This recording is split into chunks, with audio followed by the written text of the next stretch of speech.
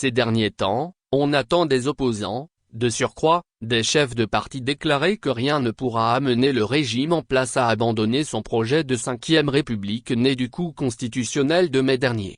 À cet effet, les opposants en question conseillent l'opposition et le peuple togolais d'accepter le fait accompli. Autrement dit, ces opposants déconseillent les Togolais d'entreprendre des actions visant à mener une résistance contre le coup d'État constitutionnel en cours. Coup d'État constitutionnel orchestré par le régime RPT UNIR dans le but de transformer le Togo en une monarchie afin de garantir au président Faure-Bassingbe un règne à vie sur notre pays. Quand j'entends de tels propos, cela me fait penser que leurs auteurs font sciemment l'impasse sur la leçon à tirer des luttes de libération des peuples à travers l'histoire. J'ai beaucoup de respect pour ces leaders au point que je ne peux pas me permettre de dire qu'ils manquent de culture historique. Mais, je voudrais nous rappeler que si les Sud-Africains avaient eu le même état d'esprit que ces opposants togolais, ils ne se seraient pas battus pour mettre fin à l'apartheid. En effet, il est évident que si les leaders de l'African National Congress, avaient œuvré à convaincre les Noirs que du moment où l'apartheid a été institué, ils ne peuvent rien faire contre ce système inique, l'apartheid serait encore en vogue aujourd'hui en Afrique du Sud.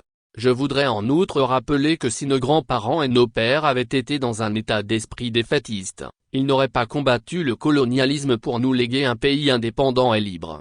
Je peux multiplier à foison des exemples de luttes qui, à force de détermination et de persévérance des opprimés ont permis de venir à bout des oppresseurs.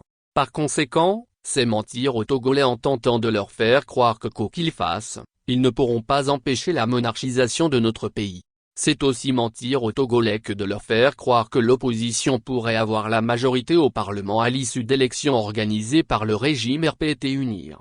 Ma profonde conviction est qu'il faut mener une résistance acharnée contre le coup d'État constitutionnel en cours. C'est ça le sens de l'histoire. Ce n'est pas en participant comme une perdrix mouillée ou en victime résignée au machin de cadre permanent de concertation, CPC, qu'on pourra empêcher la monarchisation de notre pays.